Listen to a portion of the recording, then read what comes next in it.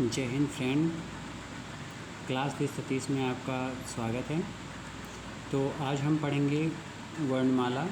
वर्णमाला चूँकि यूपीएसआई और यूपीपी दोनों के लिए इम्पॉर्टेंट है, तो वर्णमाला चूँकि हम लिख के आपको पढ़ाएंगे क्योंकि जिससे ज़्यादा समझ में आए आपको।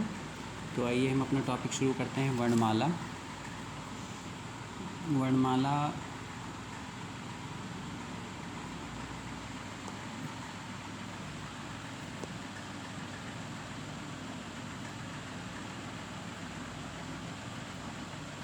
वर्णमाला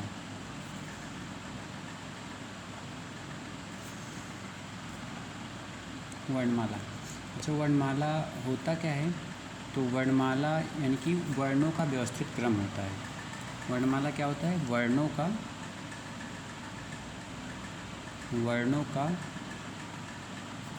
व्यवस्थित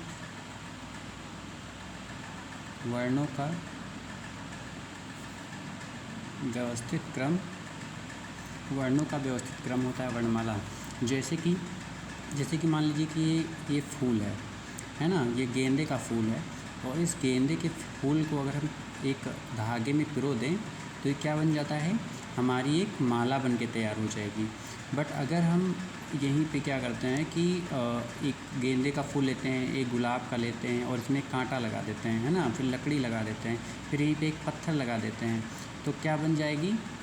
ये माला ना बन के कुछ उल्टा सीधा बन जाएगा, है ना। तो क्यों नहीं बनी माला है? क्योंकि यहाँ पे व्यवस्थित क्रम नहीं है, फूलों का व्यवस्थित क्रम नहीं है, यहाँ पे उल्टी सीधी चीज़ें लगा दी गई हैं, है ना।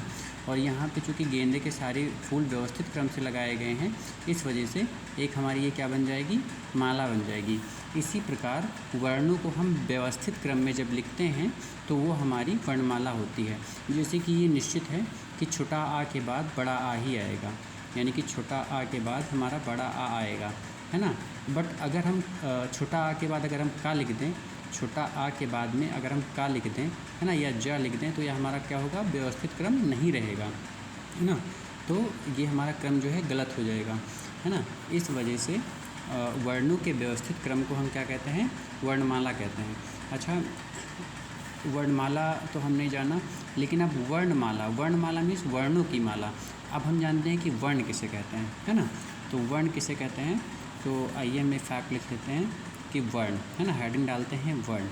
अब वर्ण किसे कहते हैं, है ना। तो अक्षर, वह अक्षर जिसको तोड़ा ना जा सके, है ना। वह अक्षर जिसको तोड़ा ना जा सके, है ना। वह अक्षर जिसको तोड़ा ना जा सके, है ना, वह हमारे क्या कहलाते हैं? वर्ण कहलाते हैं। जैसे मान लीजिए कि एग्ज़ाम्पल के तौर पे अगर हम ले लेते हैं कि मान लीजिए कि हमने ले लिया का, है ना। अगर हम का को लेते हैं तो का हमारा क्या है? का हमारा क्या है? व्यंजन है ना। का हमारा क्या है? व्यंजन है। और अब हम इसको कैसे लिखेंगे? का हलंत लगा देंगे, ये एक हमारा वर्ण है का और प्लस आ, यानी का और प्लस आ मिलके हमारा ये क्या बना है? का बना है ना। का और प्लस आ मिलके क्या बना है? का बना है। तो जब हम किसी व्यंजन का उच्चारण करते हैं तो पीछे आ जाता है, जैसे का, खा, गा, घा, है ना। जैसे मान लीजिए हमको बोलना है खा, है ना। तो हम क्या करेंगे? खा और प्लस आ मिलके हमारा क्या बना है? खा, है ना। तो जब हम किसी व्यंजन को बोलते हैं तो एक स्वर आ जाता है, ये हमारा क्या है? आ हमारा एक स्वर है ना। ऐसे आप बोल के देखिए, का, खा, गा, घा, है ना। तो एक स्वर बाद में आ जाता है, ठीक है। और अगर हम किसी स्वर को बोलते हैं, मान लीजिए हमारा एक स्वर है आ, तो आ हमारा क्या है? स्वर है। और जब हम आ को बोलेंगे तो आ के पीछे आ की ही आवाज़ आती है। इस वजह से हम कह सकते हैं कि स्वर जो होते हैं वो व्यंजन के बिना सहायता के ही बोले जा सकते हैं, और जो व्यंजन हमारे होते हैं वो बिना स्वरों की सहायता से नहीं बोले जा सकते हैं, है ना। तो इसको हम क्या कर लेते हैं? एक बॉक्स में, ये तो हम समझाने के लिए आपको हमने लिख दिया है यहाँ पे, इसको एक बॉक्स में बंद कर देते हैं, है ना। ये एक बॉक्स में बंद कर देते हैं। और उसके बाद में यहाँ पे इम्पॉर्टेंट फैक्ट लिख लेते हैं थोड़ा सा उसके बाद हम आगे बहुत अच्छे से वर्णमाला आपको पढ़ाएंगे, है ना, जो आपको बहुत अच्छे से समझ भी आएगा। और उसके बाद में हम ऐसी ऐसी ट्रिक्स बताएंगे, है ना, जो आपको अच्छे से याद करने में हेल्प करेगी, है ना। याद करने के ट्रिक्स भी बताएंगे। एक बार आप पूरा वीडियो ज़रूर देखिएगा। तो देखिए, भाषा की सबसे छोटी इकाई, अगर एग्ज़ाम में पूछ लेता है कि भाषा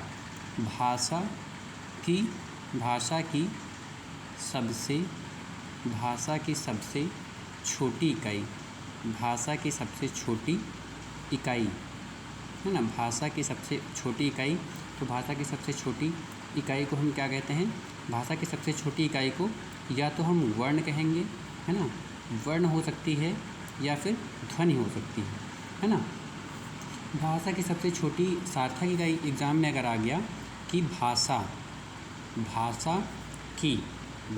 की सबसे, है ना, भाषा की सबसे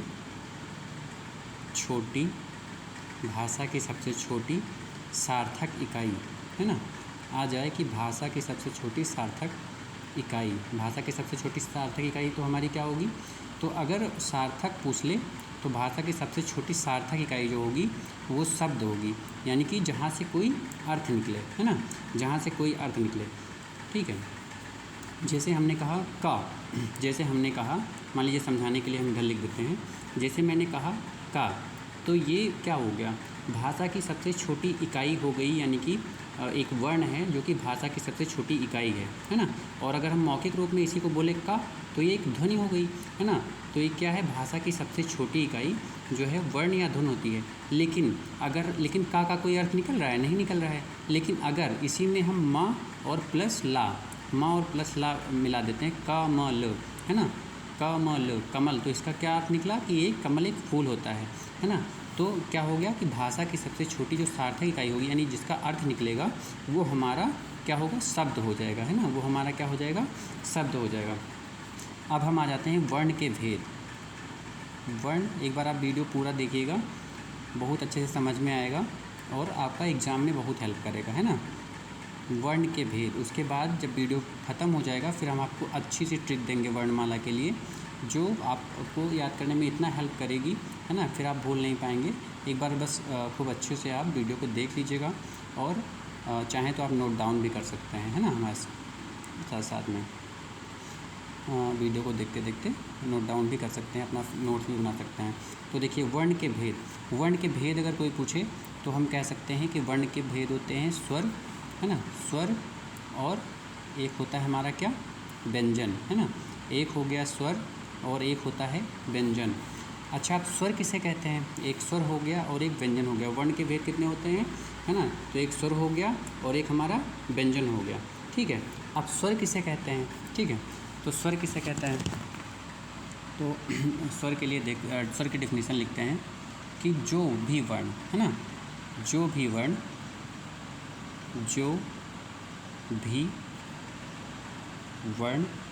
ठीक है, जो भी वर्ण स्वतंत्र रूप से, अभी बताते हैं स्वतंत्र रूप से क्यों लिखा गया है। जो भी वर्ण स्वतंत्र रूप से, है ना, बोले जाएं, जो भी वर्ण स्वतंत्र रूप से बोले जाएं, है ना, जो भी वर्ण स्वतंत्र रूप से बोले जाएं, उन्हें क्या कहते हैं? उन्हें स्वर कहते हैं, है ना। उन्हें क्या कहते हैं? उन्हें स्वर कहते हैं, है ना। उन्हें क्या कहते हैं? उन्हें स्वर कहते हैं, उन्हें स्वर कहते हैं। ठीक है, अच्छा,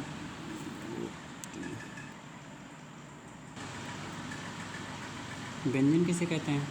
अच्छा, व्यंजन किसे कहते हैं? तो जो भी वर्ण, नोट डाउन कर लीजिए कि जो भी वर्ण स्वरों की सहायता से, जो भी वर्ण स्वरों की सहायता से, जो भी वर्ण स्वरों की सहायता, जो भी वर्ण स्वरों की सहायता से बोले जाते हैं, जो भी वर्ण स्वरों की सहायता से बोले जाते हैं, है ना, व्यंजन कहलाते हैं। क्या कहलाते हैं? तो व्यंजन कहलाते हैं, है ना, व्यंजन कहलाते हैं। जैसे अभी हमने डिफिनीशन लिखवाई कि स्वर क्या हैं, तो जो भी वर्ण स्वतंत्र रूप से बोले जाते हैं स्वर कहलाते हैं। जैसे मान लीजिए, जैसे हमने स्वर लिखा, स्वर हमारे कौन कौन से होते हैं? छोटा आ, ठीक है, और फिर बड़ा आ, ठीक है, और फिर छोटी ई, छोटी के बाद में फिर बड़ी ई, बड़ी के बाद में छोटा ऊ के बाद में बड़ा ऊ, है ना, बड़ा ऊ के बाद में फिर ये री होता है, और री के बाद में ए एंड आई, और फिर ओ, और फिर आओ, ठीक है। ये हमारे स्वर होते हैं। तो कहा गया है कि स्वतंत्र रूप से बोले जाते हैं, उन्हें हम स्वर कहते हैं। जैसे हमने बोला आ, तो आ के पीछे आ की ही आवाज़ आ रही है। हमने बोला आ, बड़ा आ, यानी कि आ, तो आ के पीछे आ की ही आवाज़ आ रही है। ई के पीछे ई की ही आवाज़ आ रही है। फिर ई के पीछे ई की आवाज़ आ रही है। आप बोल के देखिए, ऊ के पीछे ऊ की ही आवाज़ आ रही है ना। ऐसे हम कुछ भी बोल रहे हैं ना, स्वर जब बोल रहे हैं तो यानी कि स्वर की ही आवाज़ आ रही है पीछे। तो इसी वजह से ये स्वतंत्र रूप से बोले जा रहे हैं, मतलब इनको बोलने में किसी व्यंजन की आवश्यकता नहीं लेनी पड़ रही है हमको। लेकिन वहीं पे अगर हम व्यंजन में लिखेंगे क्या, जैसे मान लीजिए का, तो हमने बोला का, तो का में आवाज़ आ रही है। का में किसकी आवाज़ आ रही है? का और का किससे मिलकर बना है? का और आ से मिलकर बना है। तो ये हमारा क्या है? ये हमारा एक स्वर है। आ हमारा क्या है? आ हमारा क्या है? ये स्वर है ना। ये हमारा क्या है? स्वर है। तो इस वजह से वो कह रहा है कि व्यंजन कह रहा है कि जो भी वर्ण स्वरों की सहायता से बोले जाते हैं व्यंजन कहलाते हैं। तो का में आ की हेल्प लेनी पड़ी, का को बोलने में आ की हेल्प लेनी पड़ी, है ना। ऐसे हम खा बोलेंगे, तो खा में क्या है? खा में भी हमको क्या करना पड़ता है? आ की हेल्प लेनी पड़ती है ना। तो ये खा जो है, इसमें हलंत कर देंगे तो खा बोलेंगे, यानी कि आ की आवाज़ नहीं आएगी। और जब खा पूरा हम बोलेंगे तो उसमें आ की आवाज़ आ रही है ना। तो ये हमारा क्या है? ये हमारा व्यंजन है। ऐसे ही आप किसी भी व्यंजन को बोल के देखिए, पा, है ना। तो पा में भी क्या है? आ की आवाज़ आ रही है ना। तो ये हमारा क्या है? ये हमारा व्यंजन है। और इसमें स्वर में एक होता है अंग, है ना, और फिर दूसरा एक और होता है आहा। इसको बोलते हैं अंग और इसको बोलते हैं आहा।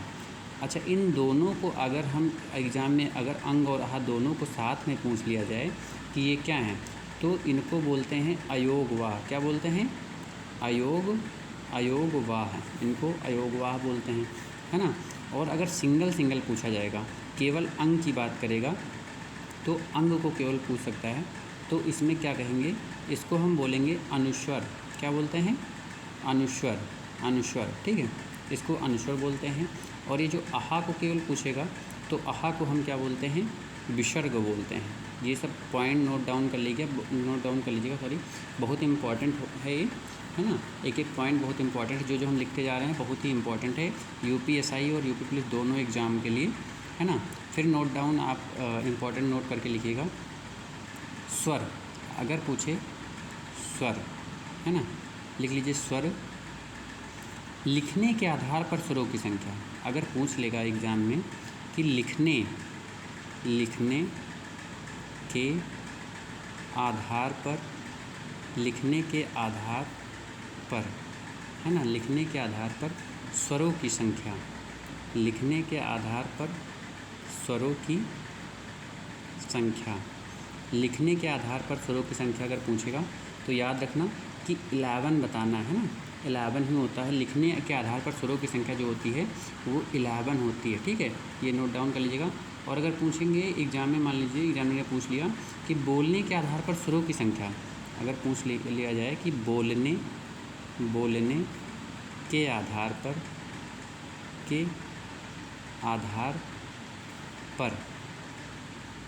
स्वरों की संख्या,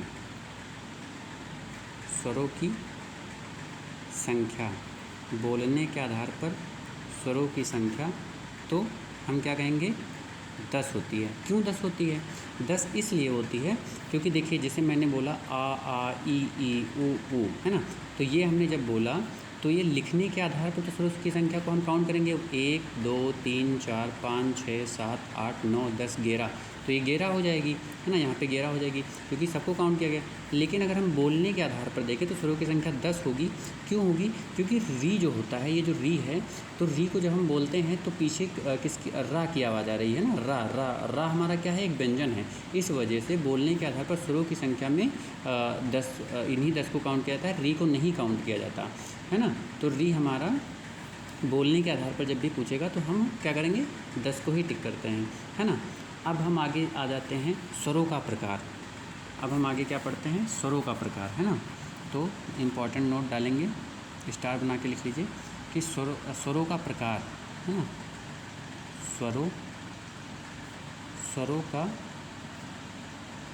प्रकार, है ना, स्वरों का प्रकार। तो स्वर कितने प्रकार के होते हैं? स्वर हमारे, आप लिख लीजिएगा, 3 प्रकार के होते हैं। कितने प्रकार के? 3 प्रकार के। कौन कौन से होते हैं? तो पॉइंट नंबर 1, नंबर 1 होता है ह्रस्व स्वर। क्या होता है?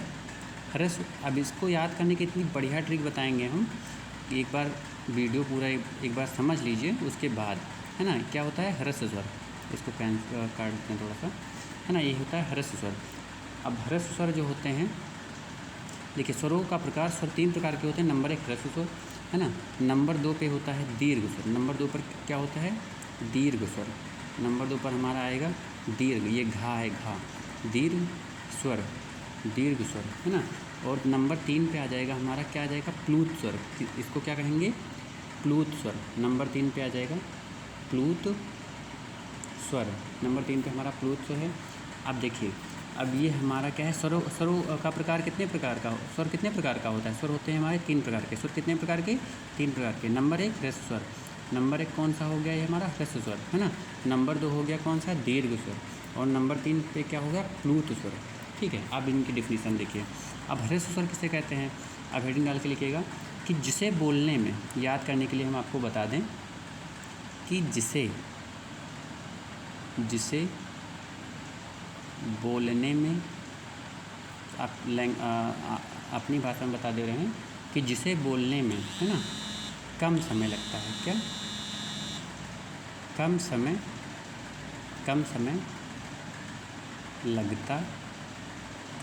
लगता है ना, उसे क्या कहते हैं? उसे ह्रस्व स्वर कहते हैं। ठीक है, जैसे आ को बोल देंगे आ ई ऊ री, आ ई ऊ री। अच्छा, ह्रस्व स्वरों की संख्या अगर एग्ज़ाम में पूछ लेगा कि ह्रस्व स्वरों की संख्या कितनी होती है, और ये एग्ज़ाम में इम्पॉर्टेंट है भाई, ह्रस्व स्वरों की संख्या कितनी होती है, तो ये लिखिएगा 4 होती है। ह्रस्व स्वरों की संख्या कितनी होगी? 4। अच्छा, अब ये है आ ई ऊ री, जल्दी जल्दी बोलिए, आयूरी अयूरी अयूरी अयूरी अयूरी अयूरी, है ना। तो ऐसे आपको याद हो जाएगा, आयूरी, है ना। ह्रस्व स्वर कितने? 4। कौन कौन से? आयूरी आयूरी। ऐसे पूछ लिया जाता है, आ को दे दिया गया और पूछ लिया गया कि ये बताइए स्वरों के प्रकार में कौन सा स्वर है, तो ऐसे बताया जाएगा कि ह्रस्व स्वर, है ना। ह्रस्व आ ई ऊ री, ये हमारे क्या होते हैं? 4 होते हैं।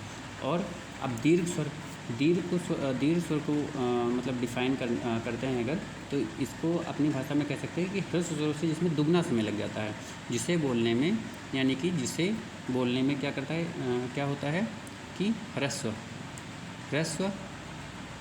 स्वर से दोगुना समय लग जाता है। कितना समय? दोगुना समय लग जाता है ना। या जिसे बोलने में दोगुना समय लगे, है ना, उसे क्या कहते हैं? दीर्घ स्वर कहा जाता है। ठीक है, अब जैसे ये कौन कौन से होते हैं? जैसे मान लीजिए, अब हमने ह्रस्व स्वर में तो मैंने देखा आ ई ऊ री, ज़्यादा समय नहीं लग रहा है, लेकिन अगर हम दीर्घ में बोलेंगे तो ह्रस्व स्वर से ज़्यादा समय लगेगा। जैसे आ को बोल रहे हैं ना, तो ज़्यादा समय लग रहा है। ई, है ना, ऊ, है ना, ज़्यादा समय लग रहा है कि नहीं। ए, है ना, ए, फिर उसके बाद में आए, है ना, फिर उसके बाद में ओ, और उसके बाद में आओ, है ना। तो ये क्या हो गए? ये हमारे हो गए दीर्घ स्वर, जिसको बोलने में ह्रस्व स्वर से दुगना समय लगता है ना। और अगर हम बोलें ये कितने होते हैं, तो 1 2 3 4 5 6 7, ये कितने होते हैं, दीर्घ स्वरों की संख्या कितनी होती है, तो दीर्घ स्वरों की संख्या होती है 7। तो ये हो गए दीर्घ स्वर 7, और ये ह्रस्व स्वर हो गए हमारे कितने, ह्रस्व स्वरों की संख्या कितनी होती है, ह्रस्व स्वर की संख्या होती है 4, है ना। तो 7 और 4 हो गए कितने, 11। अब आप सोचेंगे कि प्लूत तो बच गया और गैर स्वर तो ख़त्म हो गए, 4 हो गए ह्रस्व और 7 हो गए दीर्घ। लेकिन अभी देखिएगा कि जो हमारे प्लूत स्वर होते हैं, तो प्लूत स्वर में क्या होता है कि ह्रस्व स्वर से 3 गुना समय लगता है। क्या लगता है, प्लूत स्वर, प्लूत स्वर किसे कहते हैं, तो जिसमें ह्रस्व स्वर से 3 गुना समय लगे, जिसे बोलने में या जिसका उच्चारण करने में ह्रस्व स्वरों से 3 गुना समय लगे। क्या, ह्रस्व, ह्रस्व स्वर से, ह्रस्व स्वर से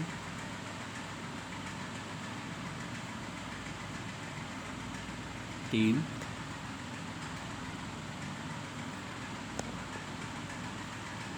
गुना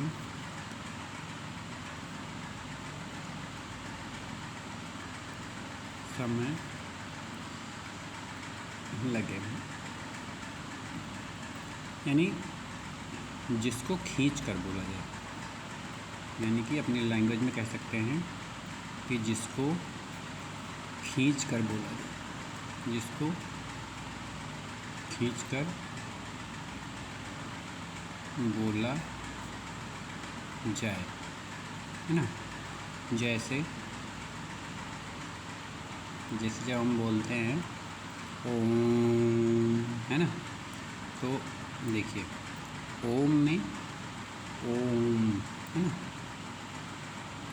तो ह्रस्व दीर्घ और ह्रस्व और दीर्घ से ज़्यादा समय लगता है। जैसे हम बोलते हैं ओम, खींच कर बोलते हैं ना, और फिर बोलते हैं जैसे राम, जब खूब यानी कि देर तक, है ना, बोलते हैं, तो लंबा खींच के जब बोलते हैं तो उसे हम क्या कहते हैं, वो हमारा प्लूत स्वर के अंतर्गत आएगा, जो ह्रस्व स्वरों से लगभग 3 गुना समय ले लेता है ना, उसे हम क्या कहते हैं, प्लूत स्वर कहते हैं। ठीक है, तो आज के लिए बस इतना ही। आपका थोड़ा सा रिवीजन हो जाए, रिवीजन करवा देते हैं। वर्णमाला, वर्णमाला होती है वर्णों का व्यवस्थित क्रम, उसे वर्णमाला कहते हैं। वर्ण क्या होते हैं, तो वह अक्षर जिसको तोड़ा ना जा सके, है ना। भाषा की सबसे छोटी इकाई जो होती है वर्ण या ध्वनि कहलाती है। भाषा की सबसे छोटी सार्थक इकाई जो होती है वो शब्द कहलाती है, जिसका कोई अर्थ निकले। वर्ण के भेद कितने होते हैं, तो वर्ण के भेद स्वर और व्यंजन, है ना, ये हो गए। स्वर किसे कहते हैं, तो जो भी वर्ण स्वतंत्र रूप से बोले जाएं उन्हें स्वर कहते हैं। आ ई उ री ए आई ओ आओ, है ना। अंग और आहा जो हैं ये हमारे अयोगवाह हैं, और केवल अंग को पूछेगा तो अनुस्वर, आहा को पूछेगा तो विसर्ग। व्यंजन क्या होते हैं कि जो भी वर्ण स्वरों की सहायता से बोले जाते हैं वे व्यंजन कहलाते हैं, है ना, जिससे बोलने में बाद में स्वर की हेल्प लेनी पड़ती है ना। उसके बाद में स्वर लिखने के आधार पर स्वरों की संख्या 11 होती है, बोलने के आधार पर स्वरों की संख्या 10 होती है। तो यहाँ पे क्या होता है कि री को काउंट नहीं किया जाता, री को काउंट नहीं किया जाता है, ठीक है।